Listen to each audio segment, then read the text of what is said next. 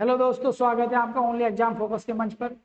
और दोस्तों, ये जो अपनी एनसीईआरटी की सीरीज चल रही है 11वीं क्लास की इकोनॉमी की, तो 11वीं क्लास की इकोनॉमी की एनसीईआरटी में आज हम सेकंड चैप्टर पढ़ेंगे, यूनिट नंबर सेकंड को पढ़ेंगे।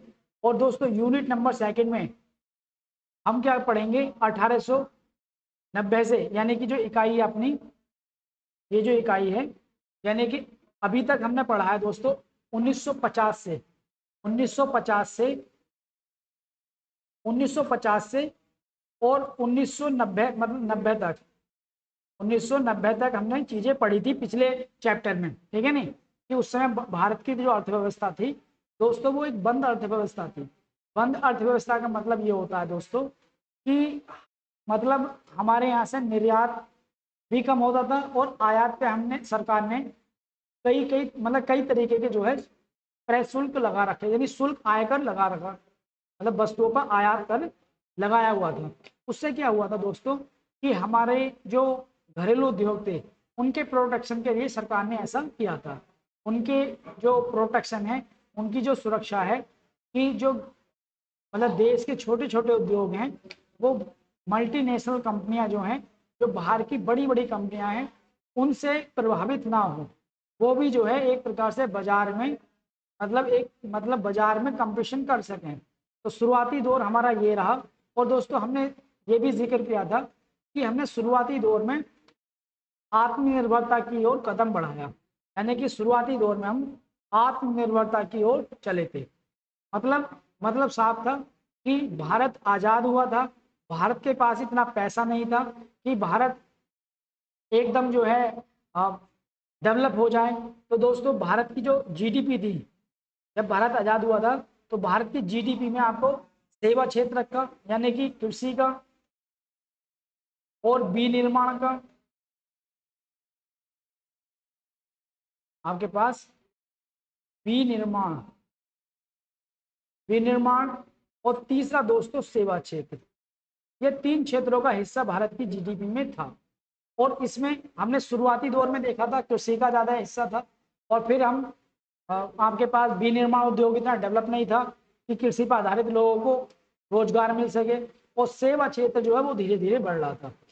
जब भारत की मतलब बंद अर्थव्यवस्था थी, हमने व्यापार को खोला नहीं था, तो हमारा दोस्तों निर्यात भी क्या था, निर्यात भी कम था। हमारा निर्यात भी कैसा था, कम था। इससे क्या होता था, बेरोजगारी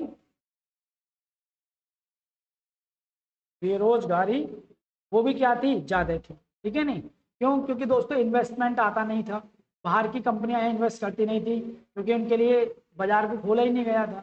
जब इन्वेस्टमेंट नहीं आता तो उससे बेरोजगारी बढ़ती है। और विनिर्माण क्षेत्र का दोस्तों इतना विकास नहीं हो पाया कि कृषि पर आधारित जो लोग थे, कृषि पर आधारित लोग, वो विनिर्माण उद्योग में सेटल हो जाते। इतना विनिर्माण उद्योग का क्या हुआ, डेवलपमेंट नहीं हो पाया था। और दोस्तों, आजादी के बाद जो चीज देखने को मिली, वो बड़ी जो है मतलब एक प्रकार से उसमें बड़ा मतलब एकदम परिवर्तन देखने को मिला कि कृषि का, आजादी के बाद भारत की जो कृषि थी, मतलब जीडीपी थी, उसमें कृषि का क्षेत्र कम होता चला गया, और सेवा क्षेत्र का क्षेत्र जो है ये बढ़ता चला गया दोस्तों। ठीक है नहीं, क्यों ऐसा क्यों हुआ? क्योंकि भारत जब आजाद हुआ तो भारत की जनसंख्या दोस्तों बहुत गरीब थी, यानी कि भारत गरीब देश था। हम लोगों के पास पैसे नहीं थे डेवलपमेंट के लिए, और सरकार लोकतांत्रिक तरीके से चुनकाई थी। तो सरकार ने पहली कोशिश यही करी दोस्तों कि भारत के लोगों के जीवन स्तर को कैसे सुधारा जाए। तो सरकार ने यही कोशिश करी कि भारत के लोगों के जीवन स्तर को कैसे सुधारा जाए। ठीक है नहीं, तो भारत के लोगों के जीवन स्तर को सुधारने के लिए दोस्तों सरकार ने शिक्षा कोमा स्वास्थ्य, इन पे अच्छे का मतलब इन पे इन्वेस्ट किया, जिससे क्या हुआ, लोग शिक्षित हुए। और जब लोग शिक्षित हुए दोस्तों, कृषि में इतनी संभावनाएं नहीं थी कि उन लोगों को वो रोजगार दे सके, और विनिर्माण क्षेत्र भी इतना डेवलप नहीं हुआ था कि उन लोगों को रोजगार मिल सके। और वो क्या कहाँ चले गए दोस्तों, सेवा क्षेत्र में, यानी कि सेवा क्षेत्र में, यानी डॉक्टर, टीचर, वकील, इस टाइप की जो है सर्विस में चले गए। तो आजादी का टाइम था दोस्तों, उसमें मतलब एक प्रकार से सेवा क्षेत्र का योगदान जीडीपी में बढ़ना लगा। 1950 से 1990 तक भी सेवा क्षेत्र का मतलब जो वेटेज था जीडीपी में वो बढ़ने लगा, सीधी सी बात है। लेकिन दोस्तों एक 1990 में, थोड़ा सा बैकग्राउंड क्लियर कर रहा हूं मैं आपका, फिर उसके बाद हम आज जो पढ़ेंगे, आज हम पढ़ेंगे उदारीकरण, निजीकरण पढ़ेंगे और वैश्वीकरण पढ़ेंगे, ठीक है नहीं, तीनों को पढ़ेंगे। पिछली क्लासों में मैंने थोड़ा थोड़ा इनका जिक्र भी किया था, लेकिन इस क्लास में हम अच्छे से पढ़ेंगे। लेकिन दोस्तों 1990 जब आता चला गया, मैंने 1990 से पहले की आपको बातें बता दी सब, कि भारत आज़ाद नहीं था शुरू में, आज़ादी से पहले हम लोगों के पास इतना पैसा नहीं था, कृषि पर ज़्यादा जनसंख्या डिपेंडेंट थी, विनिर्माण उद्योग यानी द्वितीय क्षेत्र डेवलप नहीं हो पाया था, कि कृषि पे जो आधारित लोग थे, डिपेंडेंट लोग थे, उन लोगों को जो है रोजगार दे सके। इसलिए दोस्तों लोकतांत्रिक सरकार थी भारत में, उसने शिक्षा सेवा पे खर्च किया और स्वास्थ्य पे, तो लोक सेवा क्षेत्र की ओर मूव किए, ठीक है। हमारा बाजार खुला हुआ नहीं था, विदेशी इन्वेस्टमेंट आता नहीं था जिससे बेरोजगारी कम हो। और दोस्तों जो देश मतलब देश में भी जो बिजनेसमैन थे उन लोगों के पास इतना पैसा नहीं था कि वो इन्वेस्ट कर सके, तो सरकार ने ही मैक्सिमम जो बड़े बड़े उद्यम थे सरकार ने ही खर्च किया उन पे, और सरकारी जो है बड़े बड़े पब्लिक सेक्टर यूनिट को चलाने लगी। उससे क्या हुआ था दोस्तों कि एक बाजार पर मोनोपोली स्थापित हो गई थी सरकारी कंपनियों की, उससे उनकी कंपटीशन नहीं हुआ किसी से भी, तो उनकी क्वालिटी यानी कि जो उनके वस्तुओं का जो उत्पादन था उसकी क्वालिटी गिरने लगी। और यहाँ के जो उपभोक्ता थे यानी हम आप लोग, हम लोगों के सामने ऑप्शन नहीं थे, मतलब हम लोगों के सामने विकल्प नहीं थे कि वो भाई एक ही चीज़ थी। जैसे बीएसएनएल था पहले, मतलब जो टेलीफोन आते थे, बीएसएनएल के मोबाइल आते थे, तो हमारे सामने एक ही विकल्प था, बीएसएनएल लो या मत लो। लेकिन आज दोस्तों बीएसएनएल के अलावा जियो है और आइडिया है और एयरटेल है, इस टाइप के आपके सामने विकल्प हैं। तो इससे क्या हुआ, इन कंपनियों की आपस में क्वालिटी बढ़ी, और क्वालिटी बढ़ने से जो उपभोक्ता है, जो कस्टमर है, उसके सामने भी कई सारे जो है दोस्तों अवसर क्रिएट हुए। लेकिन क्या है, जब भारत की अर्थव्यवस्था बंद थी तो बड़ी कंपनियों को यहाँ इन्वेस्टमेंट नहीं करने दिया जाता था, लेकिन जो कंपनियां करती भी थी तो उन पर आयात शुल्क लगा दिया जाता था, ठीक है, क्योंकि भारतीय जो छोटे छोटे उद्योग थे उस समय उनकी सुरक्षा की जा सके। क्योंकि दोस्तों भारत के उद्योग के पास इतना पैसा नहीं था कि वो अच्छी टेक्नोलॉजी का यूज कर सके, इसलिए बाहर की कंपनी आती और वो उन्हें बाजार से बाहर कर देती, प्रतिस्पर्धा से बाहर कर देती। लेकिन दोस्तों इसका हमें नुकसान क्या हुआ, भारत को जो क्लोज्ड इकोनॉमी रखी भारत ने, जो बंद इकोनॉमी रखी 1950 से 90 तक, इसका नुकसान दोस्तों ये हुआ कि 1990 में हमारे पास विदेशी मुद्रा भंडार यानी कि विदेशी मुद्राओं का भंडार और खासकर डॉलर का, उसमें कमी आ गई। और भारत के पास दोस्तों मुश्किल से 14 से 15 दिन के लिए मतलब पैसे बचे थे बाहर से तेल मंगाने के लिए, पेट्रोल मंगाने के लिए। मतलब भारत की स्थिति इतनी खराब हो गई थी कि भारत कहाँ पहुंचा, इंडिया कहाँ पहुंचा, IMF, ठीक है, IMF और विश्व बैंक, वर्ल्ड बैंक, यहाँ भारत पहुंचा कर्ज लेने के लिए। और दोस्तों जब यहाँ पहुंचा भारत कर्ज लेने के लिए, और इसमें ज्यादातर प्रतिनिधित्व किसका था, बड़े देशों का, तो इन्होंने कहा कि भारत से अब आप अपनी इकोनॉमी को खोलिए तभी आपको पैसे दिए जाएंगे। तो दोस्तों इसी चीज से प्रेरित होकर 1990 में जो है भारत को अपनी अर्थव्यवस्था को 1991 में खोलना पड़ा, और भारत ने जो नई आर्थिक नीति लाया उसके तहत भारत लाया क्या, एलपीजी रिफॉर्म लाए, ठीक है नहीं। एलपीजी रिफॉर्म का मतलब एल से लिबरलाइजेशन, ठीक है नहीं, उदारीकरण, आपके पास लिबरल बन गई इकोनॉमी, ठीक है, और पी से प्राइवेटाइजेशन, प्राइवेट यानी कि निजीकरण को बढ़ावा दिया गया, और जी से ग्लोबलाइजेशन, ठीक है नहीं, आपके पास लिबरलाइजेशन, ठीक है नहीं,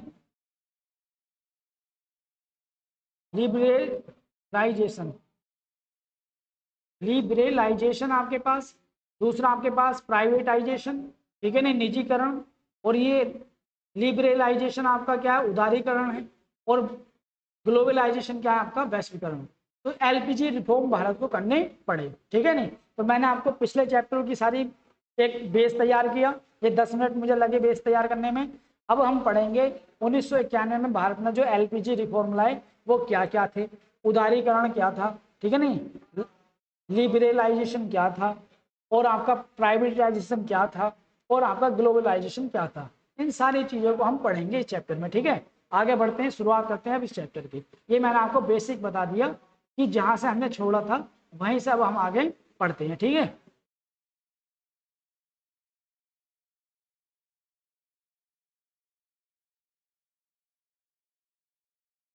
अब देखो इसमें ये बात लिखी हुई है दोस्तों कि केवल जीडीपी का बढ़ना, अगर किसी देश की केवल जीडीपी बढ़ रही है, सकल घरेलू उत्पाद बढ़ रहा है, तो ये इस बात की गारंटी नहीं है कि समाज की प्रगति हो रही है। अगर किसी देश की जीडीपी बढ़ रही है तो इस बात की गारंटी नहीं है कि समाज भी प्रगति कर रहा है। तो मैं आपको बताऊंगा कैसे। इस बात की गारंटी नहीं है। क्यों दोस्तों, अभी बताते हैं, वो धीरे धीरे चीजें आगे बढ़ेंगी। पहले हम आगे बढ़ते हैं थोड़ा सा। तो ये पृष्ठभूमि मैंने आपको बना दी, जो इसमें दी हुई है ये सारी चीजें की पृष्ठभूमि, ये मैंने आपको बता दी कि सरकारी बैंकें थी उस समय, बाहर की जो कंपनियां थी जो बैंक स्थापित करना चाहती थी, उन्हें भी दोस्तों क्या था, मौका नहीं दिया गया भारत में, ठीक है। और विदेशी मुद्रा रिजर्व ये भारत के पास खत्म हो चुका था 1990 तक, और भारत के पास दोस्तों केवल 15 दिनों के लिए आयात भुगतान करने के योग्य नहीं बचा था। यानी कि भारत का जो आयात होता था तो 15 दिनों तक ही भारत उनका क्या कर सकता, पेमेंट कर सकता था, और उसके पास फिर 16वें दिन के लिए भारत के पास पैसे नहीं थे। इसी दशा के कारण भारत कहाँ गया, अंतर्राष्ट्रीय वित्त संस्थानों से उधार लेने के लिए बाध्य हुआ। किससे, आईएमएफ से और वर्ल्ड बैंक से। भारत इससे उधार लेने के लिए दोनों से बाध्य हुआ, और इन दोनों पर कब्जा, इनके जो प्रशासनिक नियंत्रण किसका था, जो विकसित देश है उनका। तो उन्होंने मतलब ये कहा भारत से, हमारे जो इंस्टीट्यूशन है, कि आप ऐसा करो, अब डॉलर में तो हम तुम्हें भुगतान करना है, आपको चाहिए कर्ज, तो आप ऐसा करो, तुम्हारे यहाँ क्या है, बेरोजगारी काफ़ी है, गरीबी काफ़ी है, जनसंख्या काफ़ी बड़ी है, तो एक काम करो आप, और राजस्व भी तुम्हारा ज़्यादा खर्च होता है, आप एक काम कीजिए, अपने यहाँ जो है रिफॉर्म लाइए, आप अपने यहाँ रिफॉर्म को लाइए, ये कहा गया, ठीक है नहीं, कि आप अपने यहाँ रिफॉर्म को लाइए, ठीक है। तो ये कहा गया, और ये जो आपके पास आईडीबी विकास बैंक है, ये अंतर्राष्ट्रीय मुद्रा कोष है, इन्होंने भारत को जो है $7 बिलियन का इन्होंने ऋण दिया, और इन्होंने भारत से कहा कि भैया आप रिफॉर्म लेकर आइए अपनी व्यवस्था में, यानी लिबरलाइजेशन लेकर आइए, यानी कि उदारीकरण, प्राइवेटाइजेशन लेकर आइए, निजीकरण कीजिए, यानी कि निजी क्षेत्र में को मौका दीजिए इकोनॉमी में, और ग्लोबलाइजेशन, अपने बाजार को विश्व बाजार के साथ जोड़िए, ठीक है नहीं। अब भारत को तो आवश्यकता थी पैसे की, कर्ज की, तो भारत को ये करना पड़ा, इसलिए भारत 1990 में एलपीजी रिफॉर्म लेकर आया, यानी उदारीकरण और निजीकरण और आपका वैश्वीकरण लेकर आया, ठीक है। आगे बढ़ते हैं।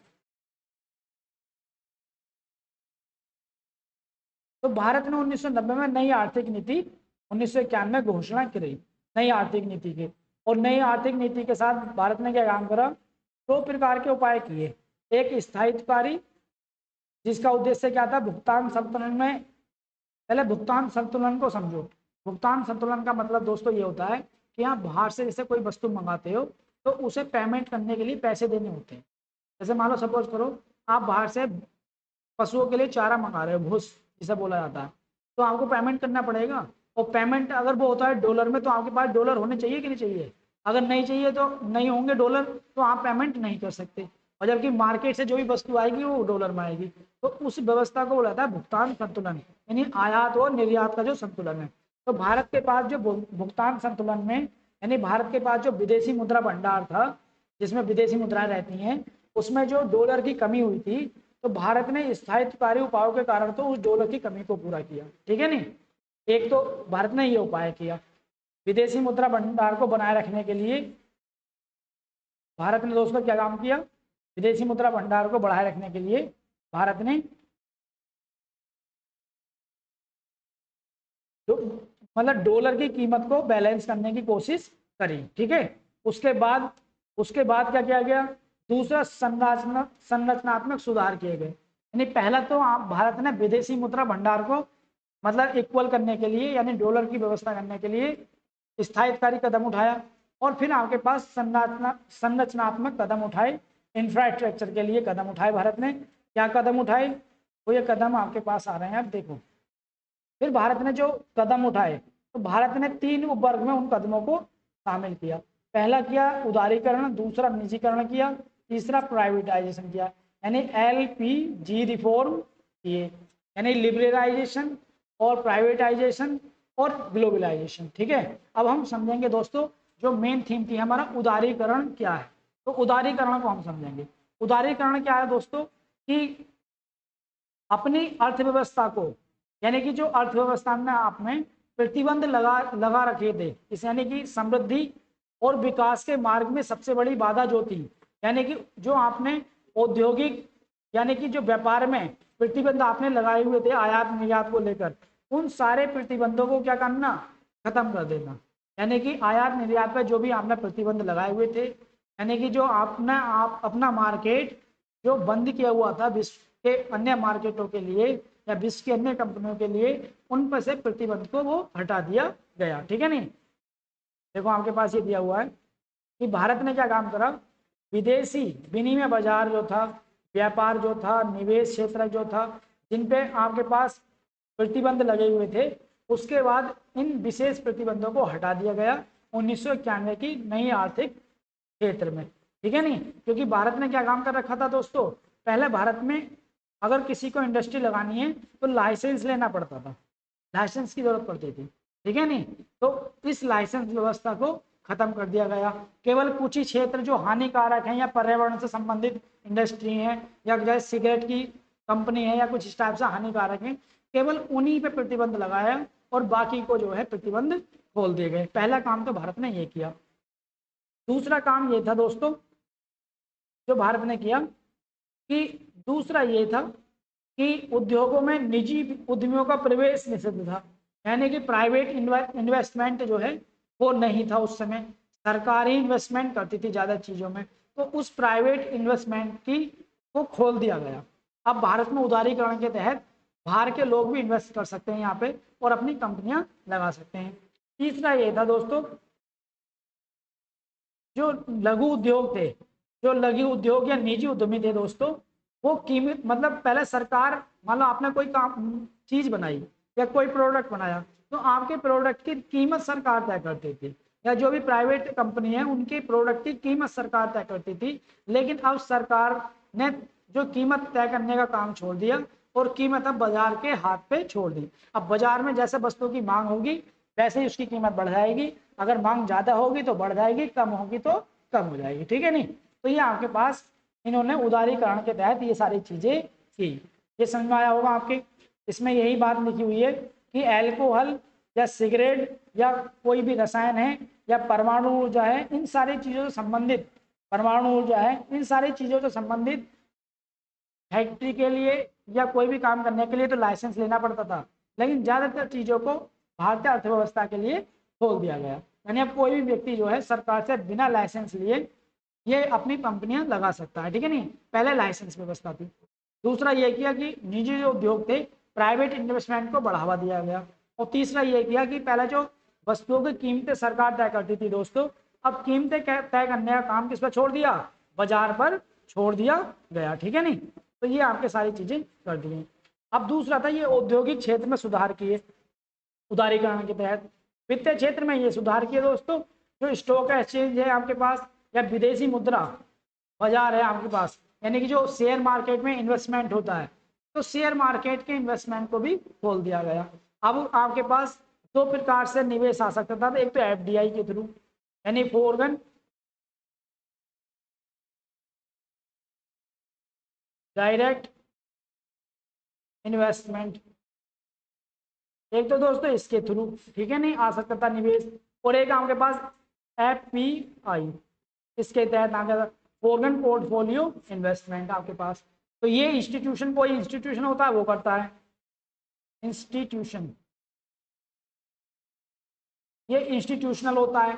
और ये आपके पास फॉरेन ये इन्वेस्टमेंट होता है ये यहाँ पर भारत में कोई उद्योग लगाने के लिए किया जाता है या किसी कंपनी में इन्वेस्ट किया जाता है, ठीक है ना। ये दीर्घकालिक होता है और ये अल्पकालिक होता है। ये दीर्घकालिक होता है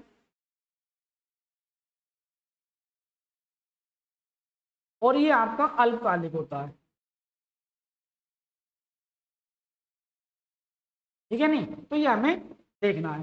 तो पहला काम क्या किया गया, मतलब औद्योगिक क्षेत्र में क्या काम किया गया कि भारत के बाजार को विदेशी निवेशों के लिए खोला गया, लाइसेंस व्यवस्था को खत्म किया गया और बाजार की कीमतें निर्धारण करने का काम अब बाजार पर छोड़ दिया, ठीक है नहीं। वस्तु की कीमत निर्धारण करने का काम, वस्तु की कीमतों को। वित्तीय क्षेत्र में क्या किया गया, यानी कि अब आपके पास एफडीआई या एफपीआई के लिए भी बाजार को यानी कि आपका स्टॉक एक्सचेंज को खोल दिया गया। अब आपके पास बैंकों में भी, बाहरी कंपनियां बैंकों में भी इन्वेस्ट कर सकती थी और भारत में भी बैंक लगा सकती थी, तो ये भी उन्होंने व्यवस्था खोल दी गई उदारीकरण के तहत, ठीक है नहीं। अब प्रत्यक्ष कर जो व्यक्तियों की आय पर लगता था दोस्तों, इसमें ये बातें दे रखी हैं कि बैंकों को भी अब विदेशी कोई भी व्यक्ति बैंक में 50% भागीदारी कर सकता था, 50% का इन्वेस्टमेंट कर सकता था कोई भी विदेशी व्यक्ति, ठीक है। तो बैंकों में भी आप नई बैंक स्थापित कर सकते थे लोग। अब सरकार जो पहला आयकर लगाती थी वो काफी बड़ा था, लेकिन 1991 के बाद आयकर पे जो आयकर लगाने की जो व्यवस्था थी उसे भी थोड़ा कम कर दिया गया। लोगों की सैलरी पे जो आयकर लगता था और जो कंपनियों पर टैक्स लगता था उस टैक्स को भी थोड़ा सा कम कर दिया गया। देखो निगम टैक्स की दर को भी जो पहले अधिक थी अब उसे थोड़ा थोड़ा कम कर दिया गया। और जो इनडायरेक्ट जो करते हैं आपके पास अप्रत्यक्ष कर जिसे बोला जाता है, इनडायरेक्ट टैक्सेस जो वस्तु और सेवाओं पर लगते हैं उन्हें भी खत्म कर दिया गया। दोस्तों कर दो प्रकार के होते हैं, एक डायरेक्ट टैक्स और एक इनडायरेक्ट, यानी कि प्रत्यक्ष कर और एक अप्रत्यक्ष। प्रत्यक्ष कर तो होता है जो सीधे सीधे आपसे लिया जाता है पैसे के रूप में, चाहे वो आपकी सैलरी पे हो या आप कंपनी कर रहे हैं तो निगम कर के रूप में हो, ठीक है नहीं, कॉर्पोरेट टैक्स जो होता है। और अप्रत्यक्ष कर दोस्तों वो होता है जो आपसे सीधे नहीं लिया जाता, लेकिन आप कोई मार्केट से वस्तु खरीद कर लाते हो। यानी आपने सपोज करो टी का पैकेट खरीदा, आपने एक टी का पैकेट खरीदा तो आपसे सरकार ने डायरेक्ट टैक्स नहीं लिया, लेकिन जो कंपनी पे टैक्स लगाया उस कंपनी ने फिर टी के पैकेट को पैसे बढ़ाए और फिर वो आपसे पैसे कंपनी पे गए, कंपनी से जो टैक्स का पैसा था गवर्नमेंट पे गया। तो इस टाइप से इनडायरेक्ट टैक्स होता है। तो टैक्स दो प्रकार के होते हैं, डायरेक्ट और इनडायरेक्ट। डायरेक्ट टैक्स सीधे सीधे लिया जाता है, इनडायरेक्ट किसी वस्तु के माध्यम से। तो सरकार ने 1991 के बाद टैक्स को भी कम किया, डायरेक्ट को भी इनडायरेक्ट को भी, और आपके पास कॉर्पोरेट टैक्स को भी कम किया, कंपनियों पर भी कम किया, ठीक है नहीं। फिर आपके पास आता है विदेशी विनिमय सुधार। अभी तक हमने दो सुधार पढ़े, औद्योगिक सुधार और वित्तीय सुधार। अब तीसरा आता है विदेशी विनिमय सुधार में दोस्तों सरकार ने अपने रुपए की कीमत को घटा दिया। जब रुपए की कीमत को घट गई तो भारत में इन्वेस्टमेंट क्या हुआ दोस्तों, इन्वेस्टमेंट बढ़ गया। जब किसी भी देश की मुद्रा की कीमत घट जाती है तो दोस्तों वहाँ इन्वेस्टमेंट बढ़ जाता है। तो भारत में इन्वेस्टमेंट को बढ़ाने के लिए, क्योंकि इन्वेस्टमेंट किस में होगा, डॉलर में होगा, और डॉलर की जरूरत थी हम लोगों को विदेशी मुद्रा भंडार के लिए। तो इसलिए जो है डॉलर को बढ़ाने के लिए, डॉलर को जमा करने के लिए हमने अपने रुपए की कीमत को घटा दिया। क्योंकि जब रुपए की कीमत घट जाएगी तो कोई बाहर का व्यक्ति कम डॉलर खर्च करके ज्यादा से ज्यादा इन्वेस्टमेंट कर सकता है, ठीक है नहीं। तो ये विदेशी विनिमय सुधार कहता है हमने रुपए की कीमत को घटा दिया, मूल्य का मतलब कम करना, ठीक है, ताकि इन्वेस्टमेंट ज्यादा है। फिर आगे हम बढ़ेंगे, आगे क्या किया गया, हमने व्यापार की नीति में भी सुधार किया। जो हमने टैक्स लगाते थे दोस्तों, आयात जो कर लगाते थे, या हमने कोटा तय कर दिया था कि कोई भी देश इससे ज्यादा हमें मतलब आयात नहीं करेंगे हम किसी भी देश से इससे ज्यादा, तो वहां से भी सीमा को कम मतलब हटा दिया गया। क्यों दोस्तों, क्योंकि जब मतलब IMF ने और वर्ल्ड बैंक ने पैसे दिए हमें तो उन्होंने सारी चीजें रखी है कि आपको ये करना पड़ेगा।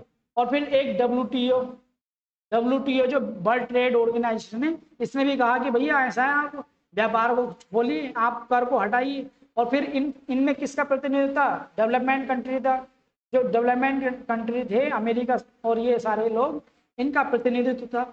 और इनकी कंपनियों के पास ही दोस्तों प्रोडक्शन की पावर थी, क्योंकि ये कंपनियां जो है इनकी बड़ी बड़ी कंपनियां वो टेक्नोलॉजी के रूप से मजबूत थी, उन्हें बाजार चाहिए था। और भारत इतना बड़ा मार्केट था, इतनी जनसंख्या भारत में, तो ये तो चाह ही रहे थे कि भारत का बाजार खुले, ठीक है, और हमारे सामने मजबूरी थी, हमें पैसे चाहिए थे, तो मजबूरी में खोलना पड़ा, ठीक है। तो डब्ल्यूटीओ ने भी कहा कि भैया ऐसा है, आप आयात के एक तो कोटे को बढ़ाओ जो देशों से लेते हो, और जो भी आप आयात कर लगा रहे हो, वस्तुओं पर कर लगा रहे हो, उस कर को थोड़ा सा कम कर लो, ठीक है नहीं, ऐसे मत लगाओ अंधाधुंध, आप कर को कम लगाओ, जो जिस वस्तु पर कर लगाने की जरूरत है उसी पर लगाओ। तो ये सारी बातें हमसे की गई, यानी कि हमसे क्या काम किया, व्यापार और निवेश में भी सुधार करवाया गया, वित्तीय सुधार भी करवाया गया, विनिमय सुधार भी करवाया गया, यानी रुपए की कीमत को घटवाया गया क्योंकि इकोनॉमी को आगे ले जाने के लिए, और दोस्तों औद्योगिक व्यापार भी किया गया। तो ये उदारीकरण किया गया, यानी अर्थव्यवस्था का उदारीकरण, यानी कि लिबरलाइजेशन ऑफ इकोनॉमी, ये इंडिया की इकोनॉमी का लिबरलाइजेशन किया गया, ठीक है नहीं। तो आगे बढ़ेंगे, उदारीकरण यह अपना कंप्लीट हुआ, आपके समझ में भी आया होगा कि उदारीकरण में हमने क्या किया। अब आता है निजीकरण। दोस्तों निजीकरण में क्या है, ये इसमें यही है कि हमने आयात शुल्क को ये घटाया, ठीक है, और इसी के तहत दोस्तों सरकार ने क्या काम किया, उसी समय सरकार ने इन अपनी जो प्राइवेट सेक्टर यूनिट थी, इनकी क्षमता को बढ़ाने के लिए इन्हें अलग अलग कैटेगरी में डाल दिया, महारत्न, नवरत्न, लघु रत्न, इसमें डाल दिया। और जो कंपनियां आपके पास घाटे में चल रही हैं, तो उनका डिसइन्वेस्टमेंट किया, उनकी संपत्तियों को बेचा गया, ठीक है नहीं। तो और उस पैसे से अपने जो भी विदेशी मुद्रा भंडार था या जो भी कर्ज था सरकार पे, उसे उतारने की कोशिश की गई। आगे बढ़ेंगे, अगला अपना आता है निजीकरण। निजीकरण के तहत सरकार ने दो काम किए, पहले जो सार्वजनिक कंपनियां थी उनके पास ही जो है सारी व्यवस्था थी, वही प्रोडक्शन करती थी, ठीक है नहीं, तो उनने क्या काम किया, प्रोडक्शन करती थी और घाटे में चल रही है तो भी सरकार चल रही है, ठीक है, सरकार उन्हें चला रही है। लेकिन दोस्तों अब क्या काम किया गया, जो सरकारी कंपनियां थी जो फायदे में चल रही है उन्हें तो चलाती रही सरकार, लेकिन जो घाटे में चल रही हैं उन कंपनियों को बेच दिया गया, और कई सारे क्षेत्र ऐसे थे उन्हें प्राइवेट सेक्टर के लोगों के लिए खुला कर दिया गया। मतलब जो कंपनियां सरकार की अच्छी चल रही हैं बेनिफिट में, केवल उन्हें रखा गया, और जो खराब चल रही हैं जिनकी आर्थिक स्थिति सही नहीं है, उस कंपनी को प्राइवेट सेक्टर के लिए खुला छोड़ दिया गया, बेच दिया गया। और उसी को कहा जाता है दोस्तों डिस इन्वेस्टमेंट, यानी विनिवेश, डिस इन्वेस्टमेंट, उसी को डिसइन्वेस्टमेंट कहा गया, ठीक है। तो निजी क्षेत्र में यह कहा गया कि जहां सरकार अच्छा कर रही है वहां सरकार कर रही है, और बाकी प्राइवेट सेक्टर के लिए छोड़ दिया गया। अब प्राइवेट सेक्टर का मतलब कोई भी बाहर का, देश का या विदेश का व्यक्ति इन्वेस्टमेंट करके उन सरकारी संपत्तियों को खरीद सकता है जो जिनकी आर्थिक स्थिति सही नहीं है, या कुछ क्षेत्रों में वो भी इन्वेस्टमेंट कर सकता है। इसी को कहा गया निजीकरण, यानी कि निजी व्यक्तियों के लिए अर्थव्यवस्था को खोल देना। अब आता है दोस्तों वैश्वीकरण। वैश्वीकरण में क्या होता है कि जो कोई भी देश अगर उसे अपनी अर्थव्यवस्था को विश्व की अर्थव्यवस्था के साथ एकीकरण करना, किसी भी देश का अपनी अर्थव्यवस्था को, इकोनॉमी को विश्व की अर्थव्यवस्था के साथ एकीकरण करना क्या कहलाता है, वैश्वीकरण कहलाता है। मतलब विश्व के साथ जुड़ जाना, पूरा एक विश्व का एक गांव की तरह हो गया कि हर देश का मार्केट विश्व के दूसरे देश के मार्केट से जुड़ा हुआ है। इससे क्या होता है दोस्तों, क्योंकि जैसे जैसे टेक्नोलॉजी का सिस्टम बढ़ा, संचार क्रांति बढ़ी, उससे हर देश दूसरे देश के साथ जुड़ गया। इससे फायदे भी होते हैं, इसके प्रभाव सकारात्मक भी हैं और नकारात्मक भी हैं।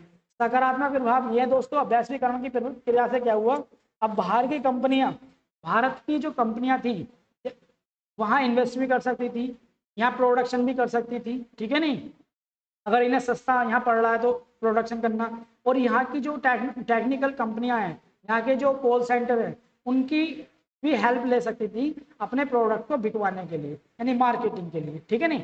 तो अब आपके पास जो कंप्यूटर सेवा है, कानूनी सेवा है, ये सारी सेवा जो है वो खोल दी गई वैश्विक अर्थव्यवस्था के लिए। अब आपके पास क्या हुआ कि अमेरिका में बैठा कोई व्यक्ति भारत की कंपनियों का हेल्प ले सकता है। यानी सपोज करो अमेरिका में अगर कोई मैगजीन छप रही है तो उसका डिजाइन भारत में हो रहा है, छप वो फ्रांस मतलब अमेरिका में रही है, और फ्रांस में जो है वो उसका मतलब भारत में उसका डिजाइनिंग हुआ, पेपर उसका अमेरिका में बना और छप आ रही है फ्रांस में। तो इससे क्या हो रहा है, तीनों देशों के बाजार जो है आपस में जुड़ गए, ठीक है नहीं। तो ये वैश्वीकरण है। अब कोई भी किसी भी देश की कंपनी कहीं भी इन्वेस्ट कर सकती है जहां उसे सस्ते दर पे प्रोडक्शन हो उसका, और किसी भी क्षेत्र की कंपनी से वो हेल्प ले सकती है। ठीक है, तो वैश्वीकरण में पहली बात तो हमारी ये आई कि देश की अर्थव्यवस्था विश्व की अर्थव्यवस्था के साथ जुड़ गई, ये वैश्वीकरण है। किसी भी देश की अर्थव्यवस्था का विश्व की अर्थव्यवस्था के साथ जुड़ जाना। अब आता है विश्व व्यापार संगठन। दोस्तों इसी समय 1995 में विश्व व्यापार संगठन, जब 91 में भारत का क्या हुआ दोस्तों, निजीकरण, मतलब एलपीजी रिफॉर्म है, और डब्ल्यूटीओ 1995 में गठन होता है। उससे पहले गैट था, ये गैट था ये पहले, इससे पहला संगठन। तो डब्ल्यूटीओ की आपके पास गठन होता है। डब्ल्यूटीओ क्या काम करता है, विश्व के व्यापार को कंट्रोल करता है, विश्व के व्यापार में ये जो है विश्व की व्यापार व्यवस्था को चलाता है। अगर कोई देश डब्ल्यूटीओ के हिसाब से दोस्तों अगर नहीं चल रहा है तो वो उस पर जो है क्या प्रतिबंध भी लगा सकता है उसके व्यापार पे। तो डब्ल्यूटीओ का ये काम होता है, ये देखता रहता है कि ये कहता है कि सभी देशों से कि आप अपने बाजार को खोल दीजिए सबके साथ, सारे मतलब कोई भी देश कहीं भी व्यापार करे, ये डब्ल्यूटीओ चाहता है स्वतंत्र रूप से व्यापार कराना। और अगर कोई देश जो है स्वतंत्र रूप से व्यापार करने में बाधा डाल रहा है किसी भी प्रकार से, कोई शुल्क लगा के कुछ भी, तो डब्ल्यूटीओ उसके खिलाफ कार्रवाई करता है। लेकिन दोस्तों सोचने वाली बात ये, डब्ल्यूटीओ में कौन बैठता है, सब विदेशी व्यक्तियों के प्रतिनिधि होते थे। तो डब्ल्यूटीओ क्या काम करता था, विदेशी व्यक्तियों के हितों के में ही काम करता था।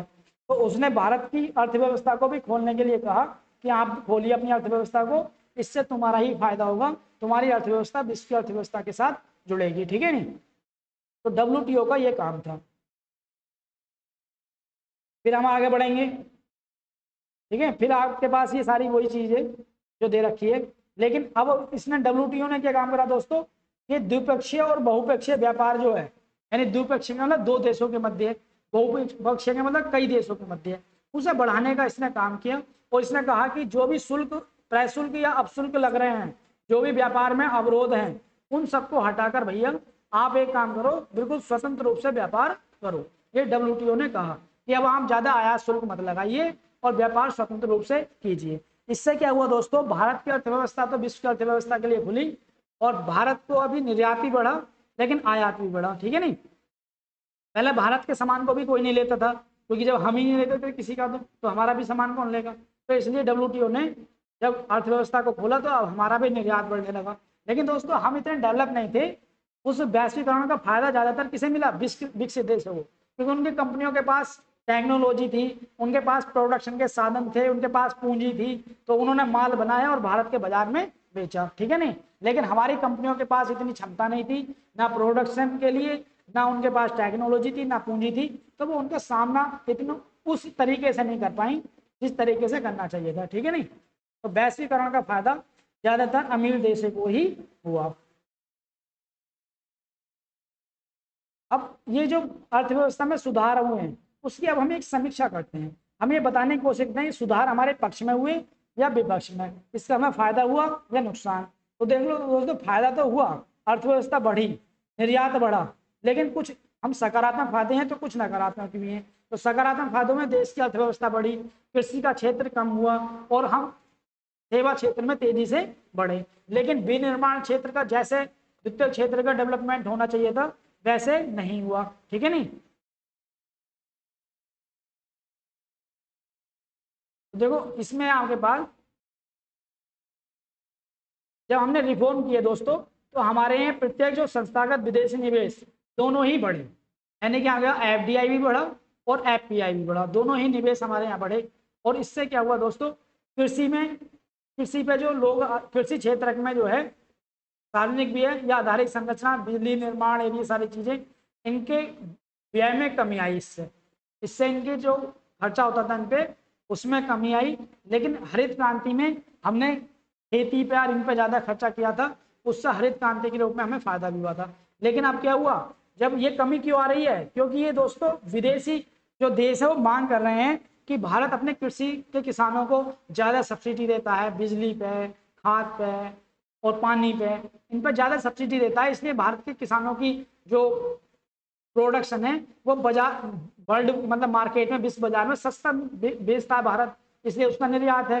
तो इन्होंने डब्ल्यूटीओ से शिकायत करी, तो भारत को भी डब्ल्यूटीओ या जो भी और इंटरनेशनल मॉनेटाइज फंड है, आईएमएफ और ये सारी चीजें, इनके हिसाब से भारत को भी कुछ सब्सिडी कम करनी पड़ी, जिससे क्या हुआ दोस्तों, कृषि में, सिंचाई में, इसमें थोड़ी सी सरकार जो खर्च ज़्यादा करती थी वो कम किया गया और जो कुछ सहायता रोक दी गई। इससे हमारे किसानों को भी नुकसान हुआ, क्योंकि विकसित देश है उनके पास तो पैसे हैं, वो तो अपने किसानों को ग्रीन सब्सिडी दे देते हैं, नहीं कि रिसर्च के लिए सब्सिडी दे दी या किसी और टाइप से लिए। हमारे यहाँ तो सरकार पे इतने पैसे नहीं, सरकार यही काम करती थी कि सस्ता मतलब खाद देना और बिजली पर खर्च करना, और यही जो हम विदेशी जो देश है उनके दबाव में हमने कम किया, इससे हमारे किसानों को नुकसान हुआ।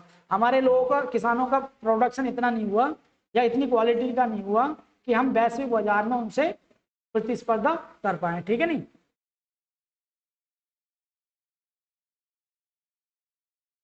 और उत्पादन व्यवस्था हमारी क्या रही दोस्तों, निर्यात, निर्यात पर हमारा ध्यान ज्यादा बढ़ गया, क्योंकि निर्यात से हमने क्या काम किया, जब विश्व बाजार भी हमारे लिए खुला और हमें किसकी आवश्यकता थी, विदेशी मुद्रा भंडार थी।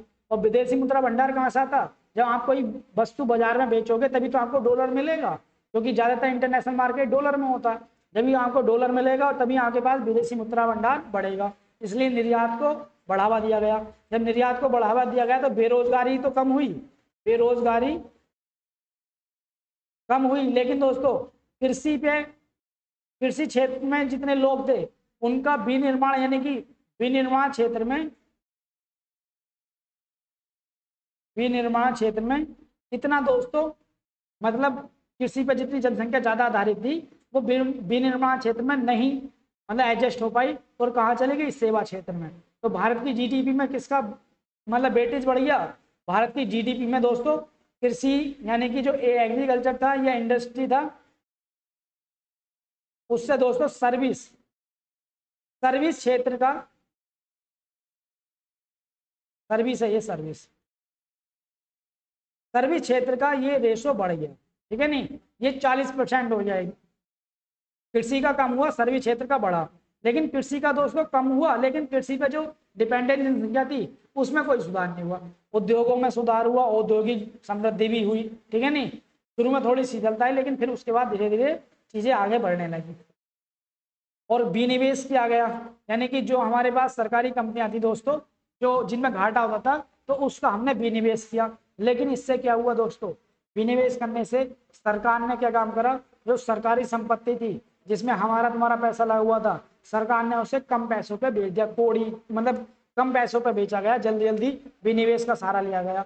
और इस विनिवेश का यूज जो पब्लिक सेक्टर यूनिट होती है, सरकार की जो कंपनियां होती हैं, उनके डेवलपमेंट के लिए नहीं किया गया, बल्कि सरकार ने इसका यूज कहाँ किया दोस्तों, कर्ज को उतारने में। तो इस विनिवेश का हमें कोई फायदा नहीं मिला, ये कर्ज के रूप में सब चला गया। अगर ये यहाँ यहीं की कंपनियों के डेवलपमेंट के लिए यूज होता तो दोस्तों उससे प्रोडक्शन बढ़ता, टेक्नोलॉजी बढ़ती, लोगों को रोजगार मिलता, लेकिन इसका फायदा हमारे लिए कुछ नहीं हुआ। जो डिसइन्वेस्टमेंट किया गया ये सारा दोस्तों कर्ज या सरकार के जो खर्चा है उसे कम करने में किया गया, ठीक है नहीं, इसका हम लोग कोई फायदा नहीं हुआ। फिर आपके पास आगे आते हैं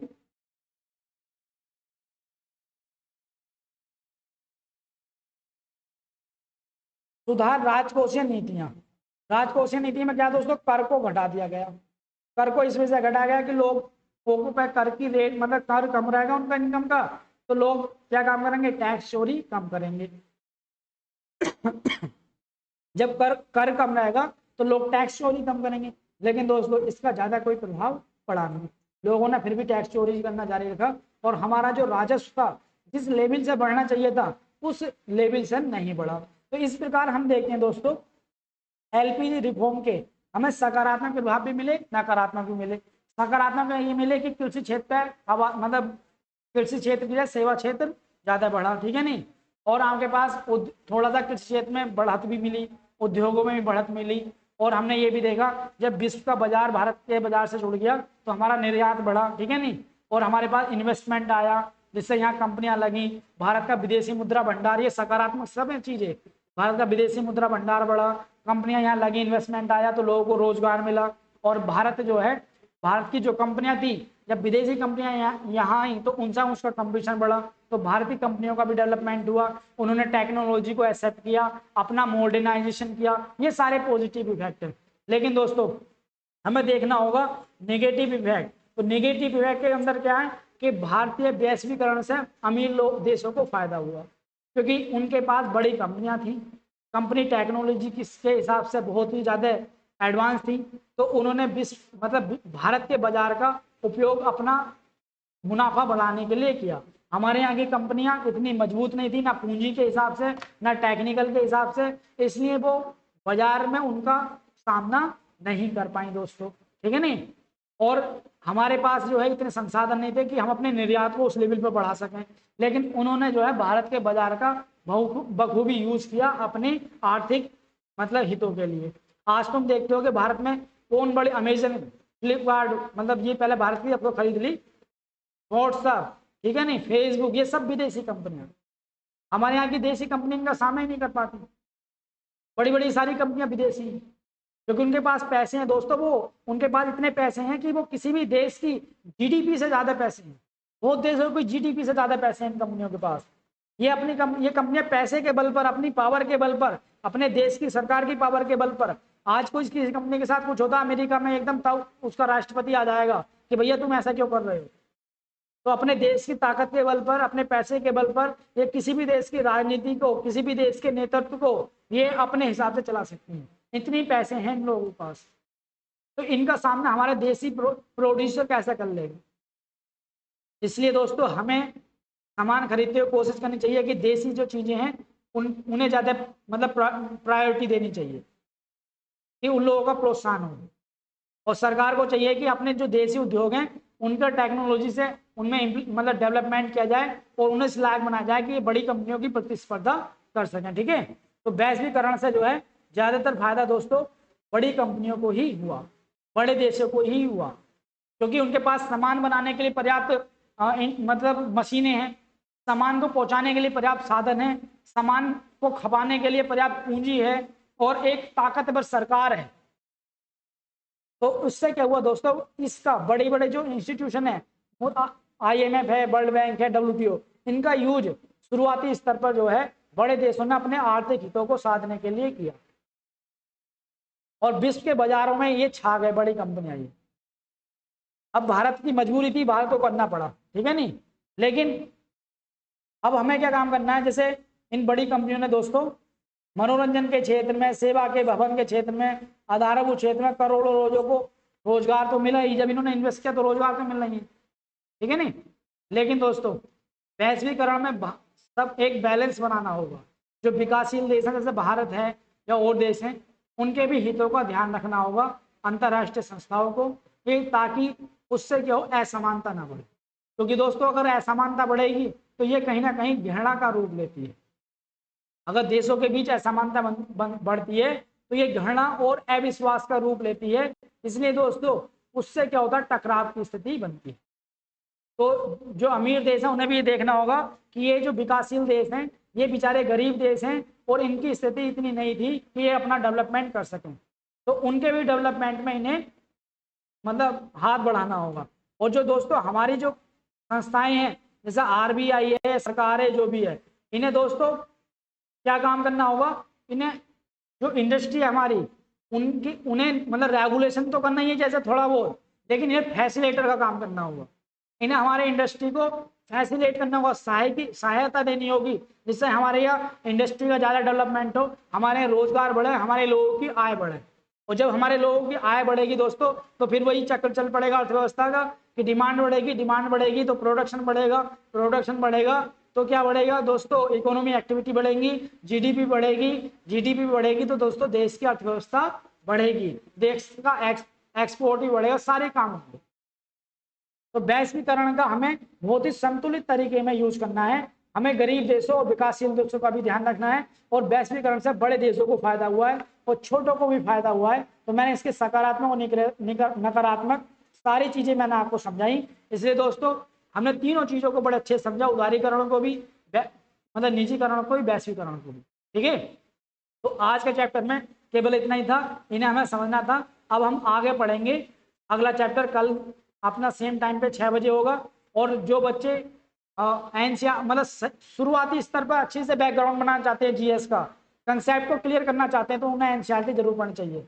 और दोस्तों अगर आपको अच्छा लगा तो मतलब चैनल को सब्सक्राइब करें ओनली एग्जाम फोकस को, और वीडियो को ज़्यादा से ज़्यादा शेयर करें और लाइक करें, ठीक है। और कमेंट बॉक्स में भी लिखें कि आपको अच्छा लग रहा है ये पढ़ना, या आपके माइंड का एक्सपेंशन हो रहा है, आपकी नॉलेज का एक्सपेंशन हो रहा है, ये जरूर बताएं, ठीक है नहीं। और ये only exam focus, only exam focus, ये हमारा चैनल है दोस्तों ऑफिशियल, ये तो टेलीग्राम चैनल है। और ओनली एग्जाम फोकस केवल ये यूट्यूब चैनल है, इसे आप सब्सक्राइब करें, टेलीग्राम चैनल को ज्वाइन करें, ठीक है नहीं। तो ये only exam focus official Telegram channel, only exam focus मतलब ओनली एग्जाम फोकस ये यूट्यूब चैनल। और ज़्यादा से वीडियो को लाइक करें और शेयर करें, और अपने रिलेशन वालों से ही बताएं कि अगर आपको कंसेप्ट अगर अच्छे से पढ़ने हैं तो एनसीईआरटी की क्लास लीजिए दोस्तों। इकोनॉमी में आप ऐसे मजबूत हो जाओगे, अब आपको अखबार में खबर पढ़ने में भी मजा आने लगेगा, आपको पता चलने लगेगा कि शेयर मार्केट क्यों बढ़ा, क्यों कम हुआ, रिजर्व बैंक का क्या काम रहा, क्या काम नहीं रहा, मतलब मुद्रास्फीति बढ़ रही है, महंगाई क्यों बढ़ रही है, ये सब मजा आएगा पढ़ने में, ठीक है नहीं। जिस पेज को आप छोड़ देते हो ना कि यार मेरे समझ नहीं आ रहा है अर्थव्यवस्था का, उस पेज को ही पढ़ने में मजा आएगा। और इकोनॉमी जो तुम्हारे लिए बड़ा जटिल सब्जेक्ट था, ये इतना आसान सब्जेक्ट हो जाएगा, चाहे आप किसी भी स्ट्रीम से हो, साइंस से हो या आर्ट्स से हो, आप इसमें बेहतर कर पाओगे, ठीक है दोस्तों। फिर कल मिलते हैं नए चैप्टर के साथ नई क्लास में। अपना ध्यान रखें, आप अपने दोस्तों का ध्यान रखें, ठीक है दोस्तों। जय हिंद, कल मिलते हैं फिर अगली क्लास में।